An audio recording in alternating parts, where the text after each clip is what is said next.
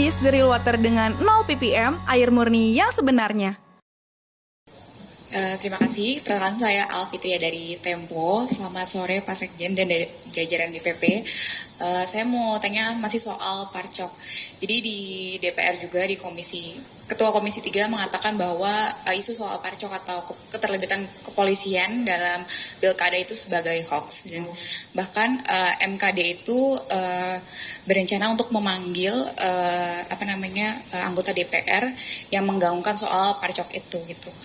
Bagaimana tanggapan dari PDIP sendiri, dan mungkin Pak Dery bisa menjawab soal isu laporan tersebut. Terima kasih. Ya, saya kira belum apa-apa DPR sudah mau mencoba otoriter. Sejak kapan mereka punya hak untuk melarang anggota DPR untuk bersuara tentang apapun? Ya, belum apa-apa sudah otoriter begitu, apalagi Komisi 3 atau MKD, silakan. Saya sebagai anggota DPR RI punya kewajiban menurut undang-undang melakukan edukasi politik, hak saya untuk melakukan itu. Kalau saya berbeda pendapat dengan dia, bukan berarti dia boleh sewenang-wenang manggil dan mengadili orang. Silakan dipelajari dulu. Ya, ada tahapan-tahapannya. Jangan belum apa-apa DPR sudah jadi lembaga sok kuasa. Ya, saya kira fenomena Parcok ini sudah dibicarakan di mana-mana. Ya, kalau mau manggil saya silakan panggil dulu itu yang namanya bocor halus, Tempo. Coba mereka investigasi mendalam baru panggil saya. Kalau dia panggil saya tanpa panggil dan dalami masalah ini di publik, saya kira itu otoriter namanya. Dan saya pasti lawan. Ya, jadi jangan sembrono menggunakan kekuasaan. Kekuasaan itu ada batasnya. Enggak, justru sebaliknya ya.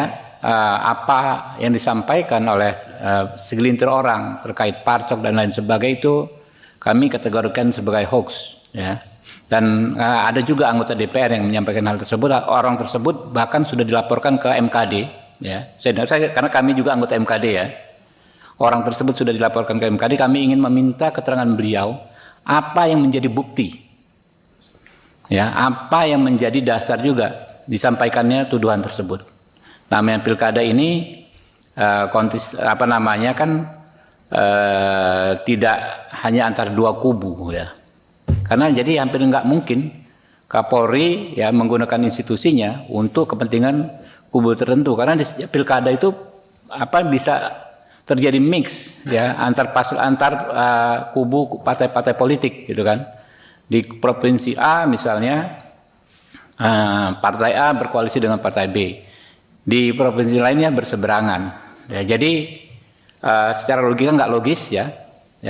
Dan kami minta sesama teman-teman anggota DPR, walaupun kita bebas berpendapat, tapi harus didasarkan pada bukti-bukti yang kuat. Jangan hanya narasi-narasi, karena ini justrulah yang akan bisa menjadi situasi tidak kondusif. Saya dengar orang tersebut sudah dilaporkan di MKD. Kalau dilaporkan di MKD, prosedurnya tentu akan dipanggil, dimintai keterangan, dan diminta untuk membuktikan. Kalau tidak bisa membuktikan, tentu ada konsekuensinya. Ya.